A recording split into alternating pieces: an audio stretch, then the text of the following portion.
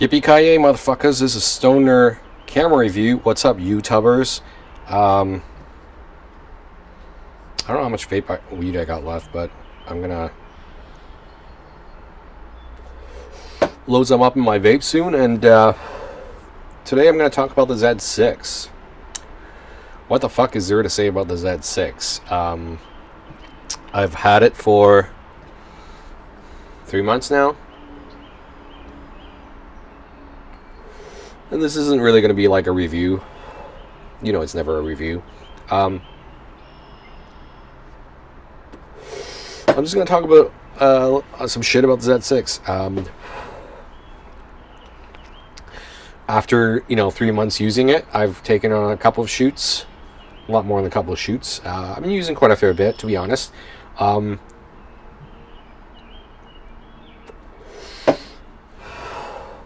I'll tell you what I was skeptical about as far as mirrorless goes, and what I've kind of found in my first mirrorless camera.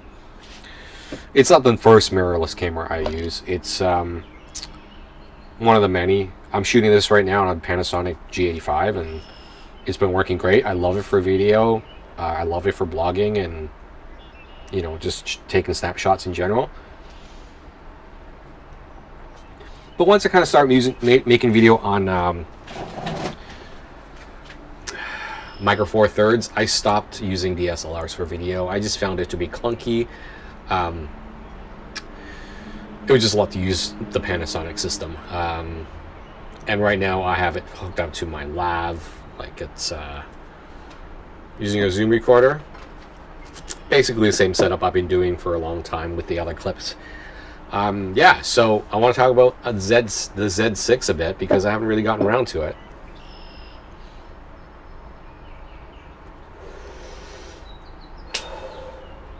And just give you my thoughts and opinions on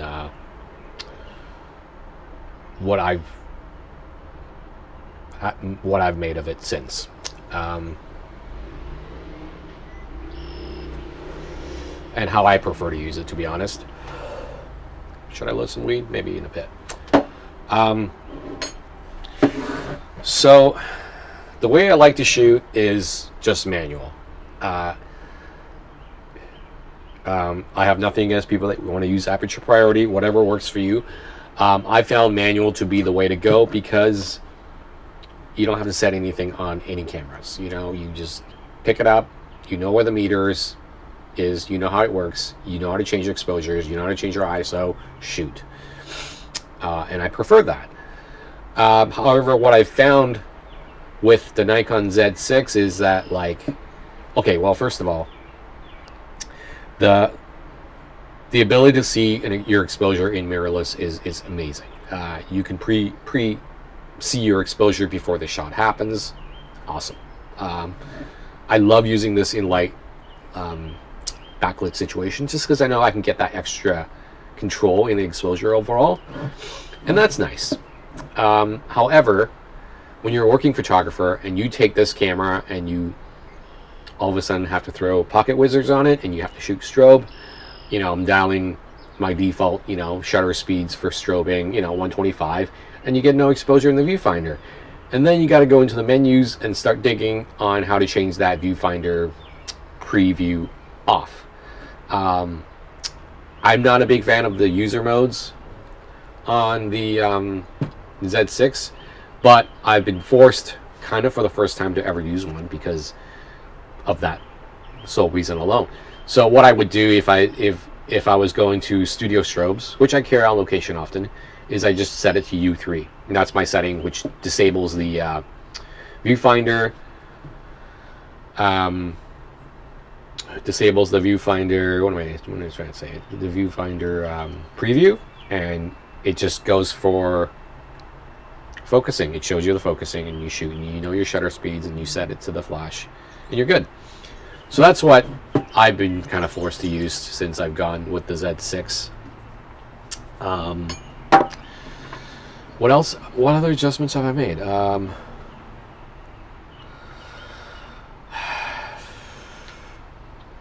I still use the shutter button focus. I'm not a back button focus guy. pros and cons to that, yeah, for sure. My view on back focusing is that if you're ever going on a heavy assignment and you're shooting, 800, 1,000 shots, this AF on button in the back is just one extra button to hit. And, you do that 3,000 times, see how your fingers feel after a long day. It's just like, I want to hit as few buttons as I need to get the shot. If it's 3,000 shots, you're already controlled in 2 dials and a shutter. That's enough. I don't need an extra button, to be honest. The way I shoot in my technically is just like I go for the most efficient way to photograph using manual.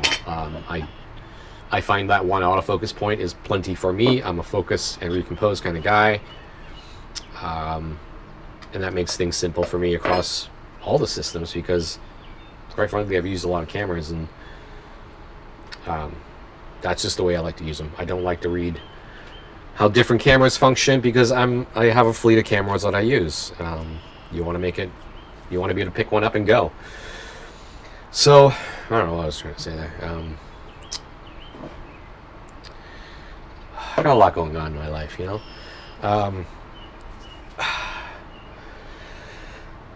Image quality, fucking fantastic.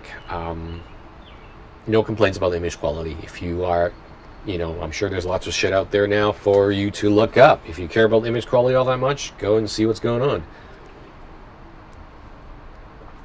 I gotta say, it's made my 80 to 200, it's given it a new life. Shooting that 8200 with the built-in body stabilization. I'm not sure how stable it might not maybe make 3 stops. So at 2 stops, you get 2 stops pretty consistently with exposure, which is nice. The primes have a little bit of stabilization. Amazing. I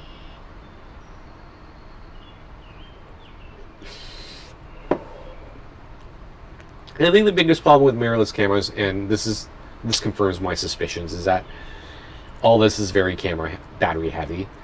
You're draining your battery very quickly, so you just got to be careful and make sure you pack extra batteries. That's just the thing now with this. Luckily, I've had a lot of instances where I'm shooting my D810 and I swap batteries with my Z6 just because I run out of batteries on the Z6 so much. And I like to shoot my kit. I kind of pack my work bags in 2 bags, in 2 little separate kits. My light kit, which is the Z6 2850, my D810, and a flash if I need one. That's my number 1 kit. And I do like to leave shit behind if I'd like to work with as least gear as possible. So sometimes I will just carry my 28-1 AG on this with an adapter and 24-120 on my D810. Just swap lenses as I need them. But the battery does drain, so I find myself swapping this with my other camera when I'm in the field a lot. Because it's got a screen, it's got a focusing screen, mirrorless shit, screens inside the camera. Speaking of screens, ooh. Speaking of stream, oh, that was a hard hit. Let's take a break now, eh? What was I saying? Tell me what I was saying. Batteries? Anyways, yeah, they're not great. So I've since picked up a couple of the ENEL15Bs to test it out and see if it does give me better life, and I think it does. So I really gotta change out my batteries. Some of them are pretty old and they just die on this Z6. Another complaint I have is AF points. Like the AF points this all goes back to the economics of the camera. Like the controls are compacted and stripped. It doesn't work as fast as a regular DSLR. So you want to if you want to shoot fast and you are in a lot of different situations constantly, a DSLR, I mean, the controls are so fast and it's a little limited on the it's just due to size, right? So that brings me to the problem I have is that the autofocus points keep moving on you. It sucks because you shoot, you sling this camera, this little nipple toggle gets moved around. You turn it on, your like autofocus point is in the corner. There's no way to lock it. I mean, it shuts off when the camera does go on power saving mode, but it moves and there's no way to lock it. That's kind of a drawback for me because I like to pick up my camera. I know where the autofocus point is. There's no way to lock it, not even in software, not anywhere. And it's too bad. Like, the autofocus, I find very people will complain about the autofocus, but for everyday use, the autofocus is fantastic. No problems, especially with the iFocus stuff. You got lots of fancy things in here for autofocus, more than what I need. But in saying that, I need my focus point locked. This does not do that. It's really annoying. I wish there was a firmware you can just kind of do. I don't know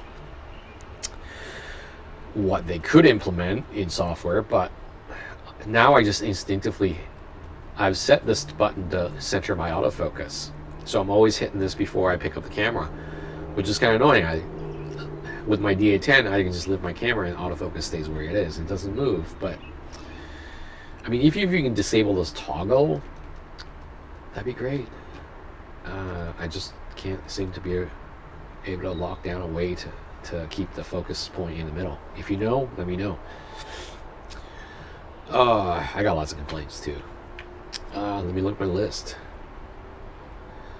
The viewfinder switchback, not very intuitive. You can strip down some of the view modes, and this is now how I do it. Power it up. I switch between the viewfinder and the screen. It's manual.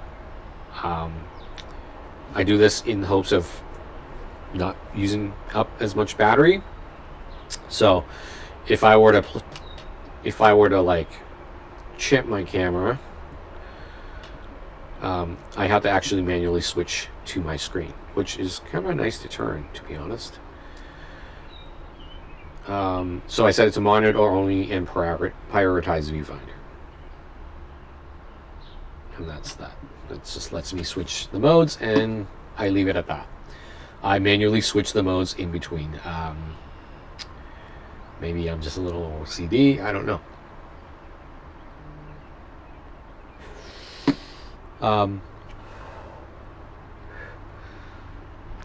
And to be honest, I picked up this Z6 because I had a job that required me to do.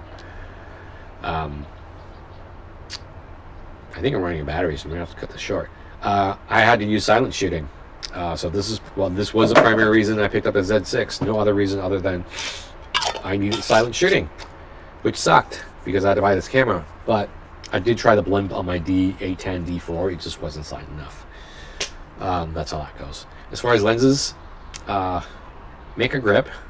I'm desperately looking to get a grip for this. Something that houses another battery would be fantastic. Not too thrilled with the Z lenses. They don't seem to offer very much. They're very expensive. What lens would I like to see on the Z6? I would like to see like a 40mm pancake, to be honest. A 40mm shallow pancake would be really fun in the Nikon lineup. Hell, Nikon makes 28mm pancakes. I would love that. That'd be oh, fuck, awesome. I don't care if it's like 2.8. Make it slow. Nikon really should make some slow lenses that are compact and just good. So that's it. Z6 review, or talking about the Z6, and thanks so much.